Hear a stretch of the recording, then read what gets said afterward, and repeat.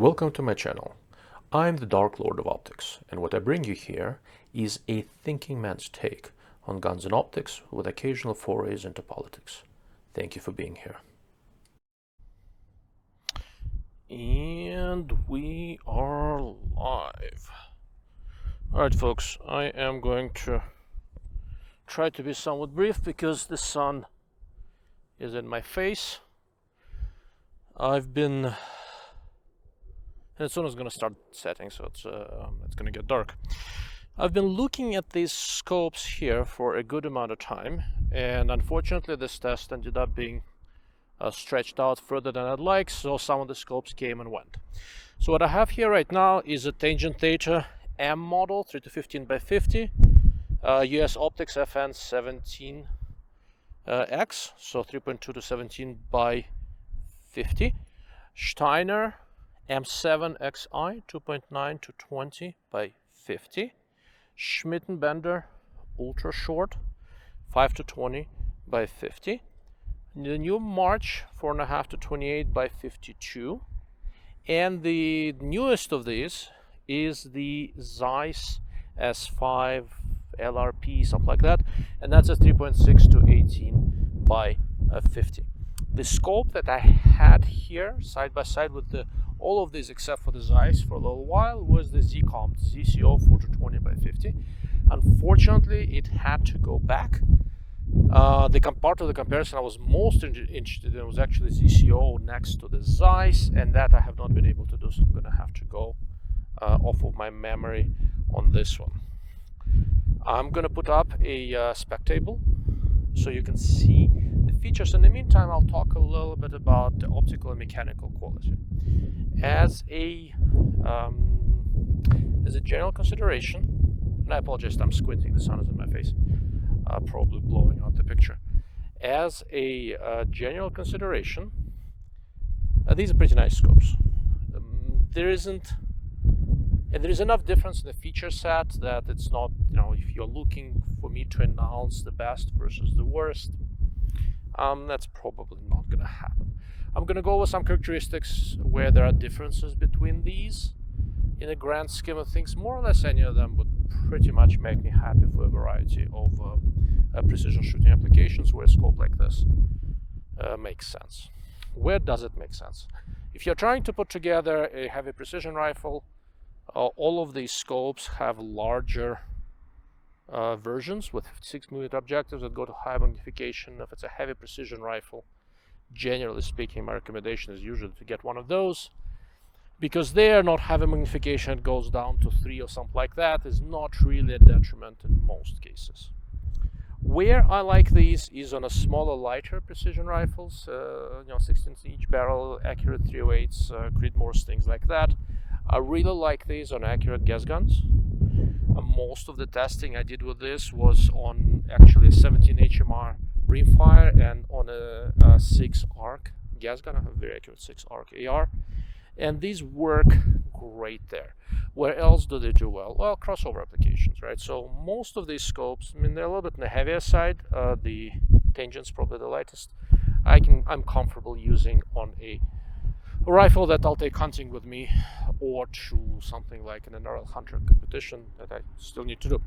But anyhow, so that's the general idea behind this scope. So I'm looking at more than I would on a typical precision scope, and then simultaneously at less. I'm definitely paying a lot more attention to how the scope and the reticle work on lower magnifications than I would generally would with something like a 6 to 36 scope or something along those lines. Mechanically, none of these really gave me any issues, and honestly, I looked at tracking was fine. I mostly did it on a collimator at home. It doesn't mean shit, right? Because sample of 1, it doesn't really matter. But given the price range, I expect all of these to track, and they generally do. Some of these I've had for quite a while, so I've had a chance to look at more than one. Some of these I've only seen one of. With the one of, it's the Steiner and the Zeiss are definitely the only ones I've seen. But what I'm getting right now from people who have them is that these scopes generally track. The feel and sound of the turrets varies substantially across the board. Generally, with scopes of this type, I prefer not to have exposed windage, because on this type of design I'm not going to be twisting the windage turret much, well, if at all really. And most of these do have exposed windage. The notable exception is the March and US Optics, well, notable exceptions. So these two have covered windage turrets and exposed zero stop elevation turrets. Schmidt gives you sort of the best of all worlds, in that the turrets in the Schmidt have this little locking lever here, and it has three positions: locked, MTC, more tactile clicks, meaning every 1 milliradian you have a heavier click, or just regular clicks. And I don't like MTC too much, but so I use it primarily with regular clicks, all locked down. I will sort of go on the record and say, as far as locking turrets go, the turret on the Schmidt and Bender 5-20, this new turret they have called DT2 Plus, is probably, overall on balance, is my favorite of the locking turrets that's on the market today. I'm really impressed with this design. So let's do this. I'm gonna try to get the notes a little bit windy. I'll try to get the sound of the turrets to you. They all sound very different, and I'll talk a little bit about the feel as we go along. First, the tangent.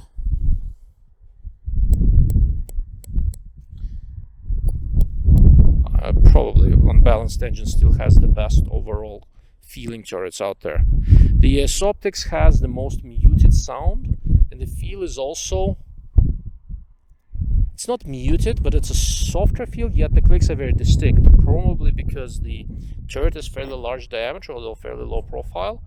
So there's not that much sound, but the turret is really, really easy to use. I've always liked the erect turret, and this is probably the best version of it yet.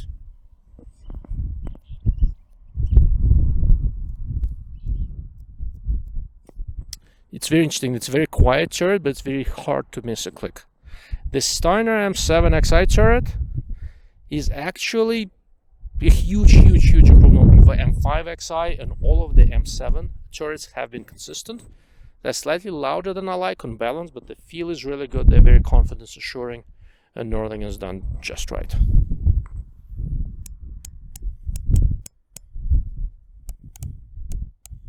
It's definitely on the louder side of things for this group. Schmidt.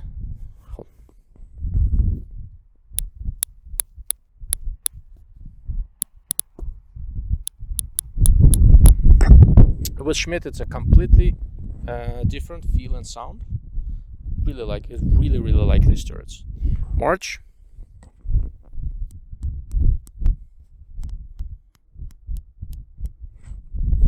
So that's one of the smaller turrets in the group. The tangent turret is probably even smaller, but it's 6 milliradian per turn, while March is 10 milliradians per turn. Also not a very loud turret, but the clicks are very solid. And with the Zeiss, I don't want to stretch out my hand so much.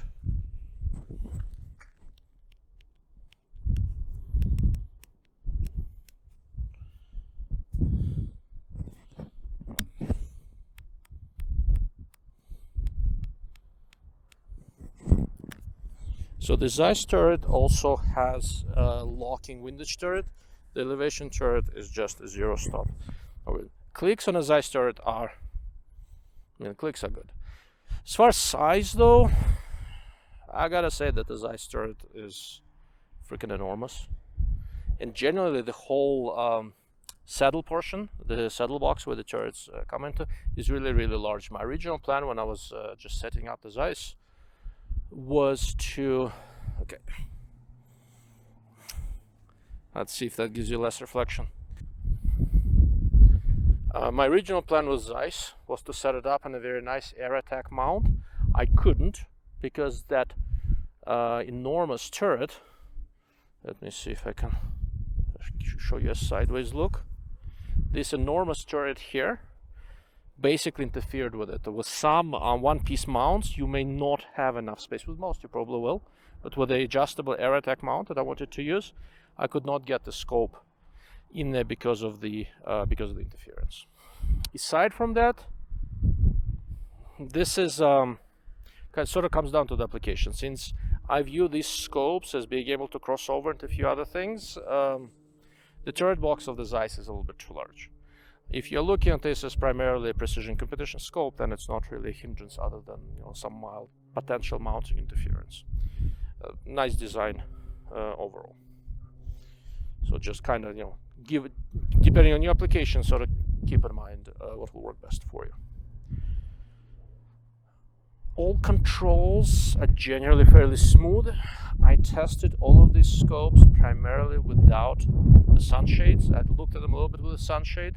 They generally have good flare control. Sunshades always improve things a little bit, and this was no exception. But this time around I decided to do this without sunshades. In terms of overall size, you can look up the weights in the spec table, but the Schmidt is on balance clearly the more compact scope of the two, because Schmidt on this is an older design, still has the illumination tumor. Mounting is a little bit more involved. I used a Griffin SPRM mount. They make a version for the Schmidt Ultra Short that worked surprisingly well for me.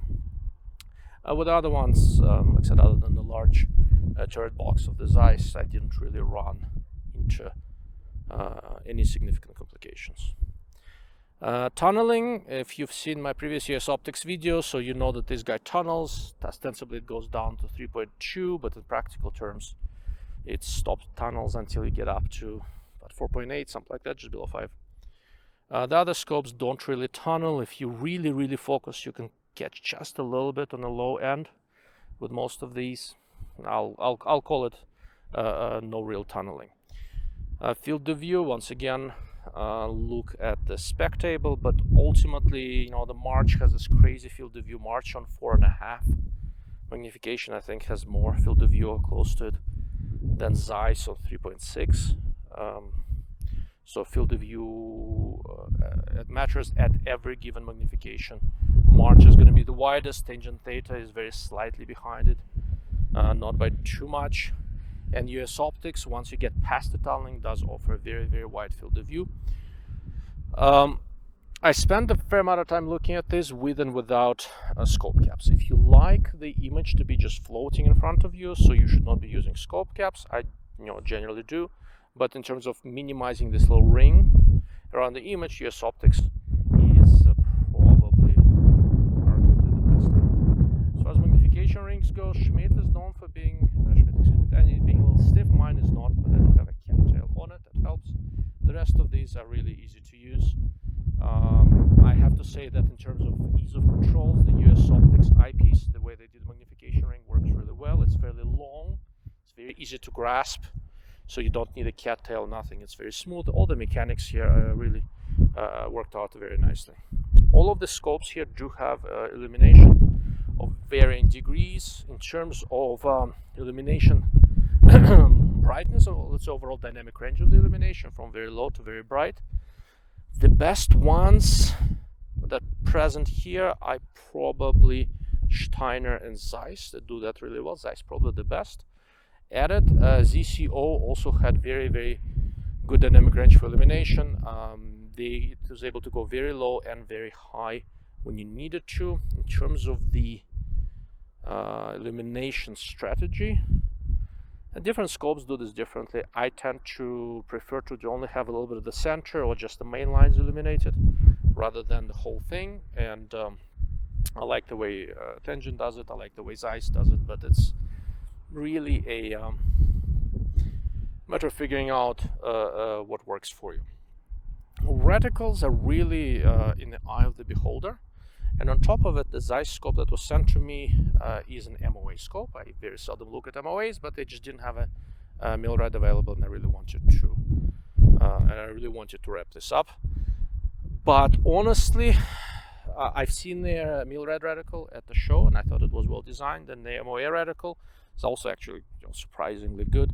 They generally did a very good job making sure the reticle is useful across the whole range of magnifications. I thought that was done really well. Obviously, my favorite reticle in the group is the reticle in the March, since I designed it for the way I shoot. But I don't know, guys. So the Tangent has a Gen 2 XR that I've had for a long time. I'm very comfortable with it. The ES Optics has a JVCR reticle that in many ways sort of a spiritual evolution of a Gen 2 XR. and it's a little bit more visible, low magnification. It's a slightly bolder reticle, and I like that. I'm not getting any younger, so ultra thin stuff is harder for me to see. Both of these are sort of kind of like sparse tree reticles, but they work well. The Steiner came with a detestable Tremor 3 reticle, so I don't think I need to talk more about that. Schmidt is with the older P4 FL, P4L or FL? P4L, one of them. A reticle, which is basically a fairly simple meal scale reticle with a choke style rangefinder, nothing super exotic, but it works well. Slightly bolder center, which I actually like. A generally good reticle for the application. The March is my design in Zeiss. I've already talked about. The ZCO that I looked at had the MPCT 3X. So basically the latest reticle without the funnel. Honestly, I kind of liked it. It's not ideal for the way I shoot. I like to have small hold marks around the center, and none of the ZCO reticles do that because they basically space off the tree a little bit. The tree kind of starts about 2 milliradian down for all practical purposes. And once we go further away from the center, I actually don't like to use the tree if I can help it. So for the way I shoot, this ZCO reticle is not ideal, but for people who dial everything or most things, you'll only use the tree occasionally when you kind of have to and fairly far away, that kind of stuff. It works great, but competition shooters clearly like ZCO reticles, and as far as line thicknesses and sizes and how the grid is done, I think it's a good design. Where was I?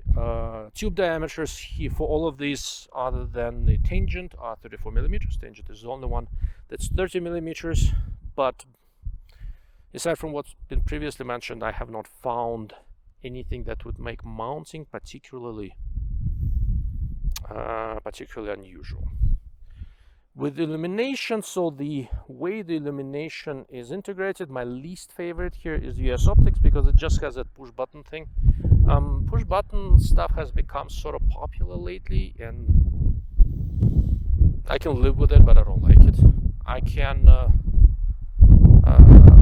I'm okay with it on some hunting crossover scopes like the Vortex Razor, HDL-HD, stuff like that. But there, the way they did this is they tried to make it as low profile as possible. But on the US Optics, it's a fairly large module, still sticks out a little bit too much. In terms of integration, the way March did this is, let me rotate this thing, is kind of interesting, and you guys have seen this before. So there is a side focus turret. There is a little rotary thing here that sets the illumination, and there is a big rubberized button that just turns it on and off. So the brightness adjustment and the on-off are effectively decoupled, and that actually works surprisingly well. There's 6 illumination levels. But there's nothing, to me, if you're not trying to go for the most compact option, there is nothing wrong with just a simple rotary control like most of these do. And once again, new designs have more dynamic range to their illuminations, while the tangent illumination is pretty dim, works really, really well in low light, but in a bright light it's not hugely helpful. No, honestly, does it really need to be? The reticle is perfectly usable. Optics, which is probably what most of you were more interested in. Optics were good across the board. Traditionally, everybody assumes that I'm going to pronounce tangent to be the best. On balance, overall, it probably is in terms of color management. In terms of resolution, it's not. It has very good resolution, but ZCO and Zeiss and March out-resolve the tangent. But what tangent does really amazingly well is the color control. So it's a very pleasing image. The image to the Zeiss and ZCO is bright and crisp, and it looks a little bit harsh. March, interestingly, this particular March is a little bit less harsh than others. Other March images, although not that harsh. Partially because I think they tuned this one to have a little bit more depth of field than other older March designs. And it sort of shows. It is an easier scope to use than, for example, the March 5-42 that I also like. But it's really interesting when you look at a bunch of these nice scopes, you start trying to kind of see what really they were looking to optimize. And I could almost tell you, what came from sort of a Leica school of thought, what came out of a Zeiss school of thought. There isn't really Leica or Zeiss school of thought, but there is some legacy tuning there. And as far as color, everything that came out of that original old Schmidt and Bender group that had the guy from Leica who was in charge of the optical design, and all the other legacy of that design, like the Tangent, the Minox, a couple others, they all have this different color tuning that is really, really good. They were not going for the ultimate sharpness, the highest contrast at the highest resolution, but the contrast of the low contrast details is really, really good. So as the light gets worse, as the conditions get worse, tangents are wonderful. But all of these are good. You can also kind of see what is optimized at what magnification. For example, tangent is excellent, but only goes up to 15. All of the other ones here do go higher. So ultimately, if you want to see more, you can ramp up magnification a little bit. In terms of depth of field, that's another thing where tangent still rules. It still has the greatest depth of field of them all. But there's nothing here with a truly shallow depth of field. The shallowest depth of field here is probably the Schmidt, and it's a very short scope, so it's not surprising. And the US optics. I think that's, the sun begins set already almost. And US optics. So that should not really be a surprise to anyone, to be honest with you. US optics is kind of a longer scope, but it's a shallow depth of field, for example, than the tangent. I have a suspicion it has something to do with how they did the erector system. M7XI is, I think, slightly more forgiving depth of field, but it's also kind of with these. Then the March, then the Zeiss and ZCO, if my memory is correct in terms of depth of field. The Zeiss and the ZCO are pretty close to each other. ZCO may be slightly more forgiving. And once again, in that regard, tangent is king. Where the ZCO traditionally has done incredibly well, it's kind of a funny thing. Last time I talked about it, the ZCO guys tried to yell at me for not being nice enough to their scopes. One of the big things where the ZCO did really, really well is they made the scopes incredibly user-friendly. And looking at the success of ZCO, other manufacturers have sort of noticed. The latest Vortex Razor Gen 3, it kind of hits against those same things. It's an incredibly user-friendly scope. So is the Zeiss. It is very easy to get behind. Everything, all the controls are really done nicely. It is quite forgiving. And another thing that Zeiss, I think, shares with the ZCO is how well corrected it is. So all of the various geometric distortions and things like that are corrected exceptionally well. If I were to pick out the scopes here, with the best correction overall in terms of geometric distortion, it would be Zeiss and the ZCO. And then it was really interesting for a lot of people that I was talking to when the Zeiss S5 just came out. A lot of them were really asking me, how does it compare to the ZCO? And unfortunately, I haven't been able to have them side by side. So I can't tell you an unequivocal answer, partly also because I only had a sample of one with the Zeiss. But they're clearly competitive with each other. They're styled differently, I think, in terms of the overall configuration. I like the lower, less tall turrets of this ZCO, but if that doesn't bother you, both of them have excellent feel, track well, have lots of adjustment, which is nice to see. That's probably why they have such a huge turret box here to make this adjustment even at the edges consistent. Illumination is good. Both of them are done similarly well. With the samples that I had, based on my recollection, if you had to put my back to the wall, I would say the ZCO image resolution would be maybe very slightly higher, but it's close. So the Zeiss and the ZCO clearly play in the same pool. The Tangent, I think, has more pleasing color and better micro contrast. The image has more of those small textured, sees subtle tone variations, a little bit better than either, but all three of these are really excellent. As far as tone variations go with one, the scope here that really surprised me to a good degree was the March. March is kind of an interesting design here. It's a 4.5 to 28, so it has a very broad magnification range and very, very wide apparent field of view. 25 degree, I think, apparent field of view, if memory serves me right. One of the interesting things they did here, they throttled down the exit pupil a little bit. So even on low magnification, the exit pupil is not that high. And when we talk about low light performance, March is a little bit behind the curve here because the exit pupil is fairly small. But the reason they did it, I actually asked, so I was curious why they did it.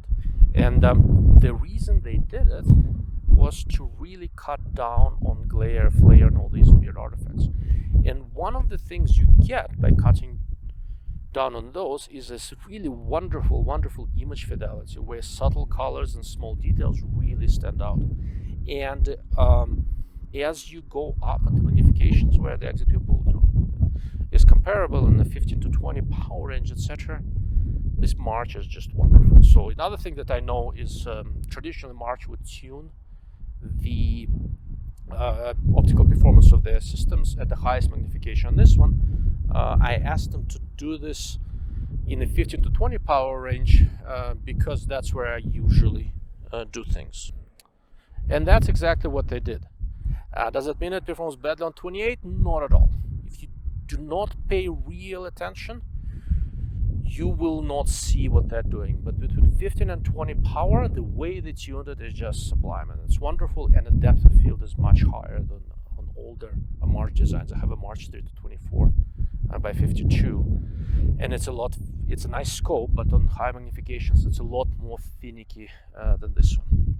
And the downside, of course, is that on low power it doesn't give you quite as much light. So if I think of these as crossover scopes to use for hunting, which you may be doing fairly late at night, March is not ideal. It does look darker in low light. It's still usable, still a very, very nice scope with excellent image quality, and image fidelity really helps, but it does look darker. But it does have the most flexible magnification, and it's just really wonderful image quality, 15 to 20, everything tracks, illumination is done well, and like I said, I'm biased, I like the reticle since it's mine. But it was a little bit of a surprise to me. I've looked at the prototype of this March scope in the past. This is the first production model I've spent a serious amount of time with, and honestly I'm quite pleased. It's an interesting design. I think they did a very good job with it. Since I started talking a little bit about March's flare control, all of these control flare fairly well. US Optics scopes probably benefits from a sunshade the most. March cares about it, I think, the least, but all of them are really respectable in that regard, and all of them generally have good low light performance, accounting for the smaller exit pupil of the March on a low power. In low light, on balance, I think the tangent still is very slightly better, at least to my eye, and I have a strong suspicion that this ability to render contrast a little bit better than other scopes is probably what helps it edge out.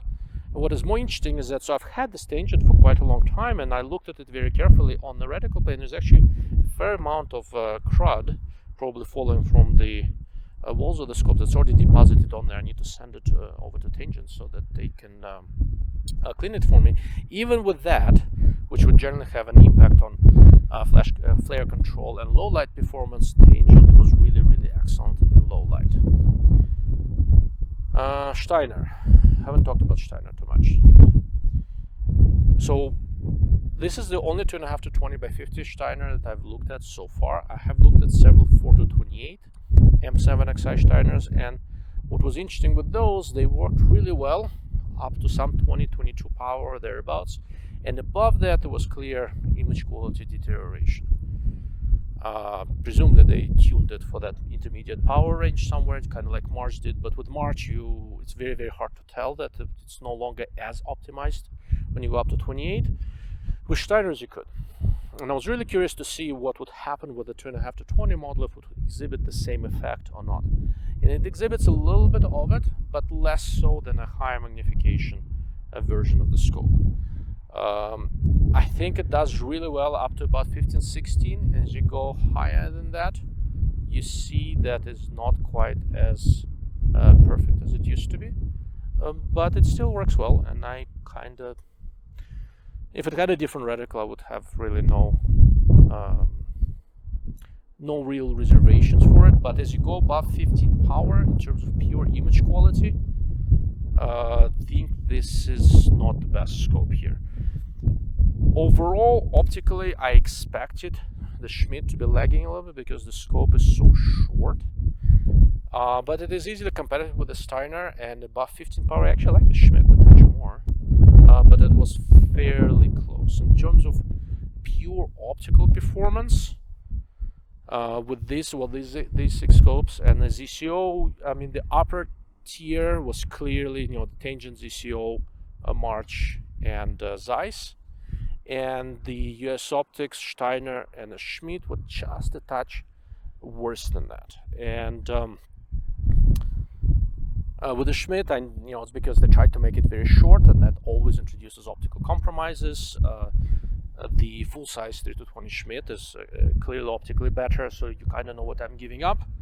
With the Steiner, I like the scope, as I said, more than M5XI, clearly, but optically, I think it's a hair behind the best of the competition. I'm very friendly with the guys at Steiner. They're not going to enjoy me saying that, but it's tough. US Optics, the optical design, I don't think has changed very much in quite a few years, but it's also a cheaper scope. So I was kind of trying to figure out if I want to sell the US Optics or keep it. I think I'm going to keep it. It's not. When I say it's not bad, it sounds like I'm making excuses, but it's actually really good.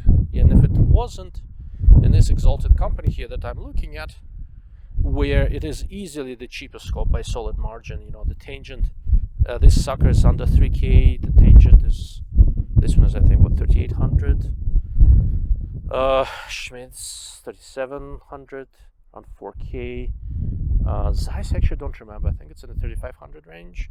ZCO is about $4,000, something like that, 3,900, and the Steiner is also 3.5, something like that. So given that US Optics is the cheapest scope here, and it's really pleasing scope to get behind, nice eyepiece, it's not. I think it's within. I think it's within reason. What else can I tell you guys? I think I'm gonna wrap this up here, and I will post the video. I have more notes. I think this is just getting a little bit too long. So if there are specific details that I missed that you want me to elaborate more on, I'll be happy to do so. Most of these need to go back, so I'm going to send them out. But once again, my notes and recollections are here. I spent a lot of time with these. Ask questions, and I'll do a part 2 specifically to cover the things that you want me to touch on in more detail. Thank you for watching, and thank you for listening, and you know where to find me.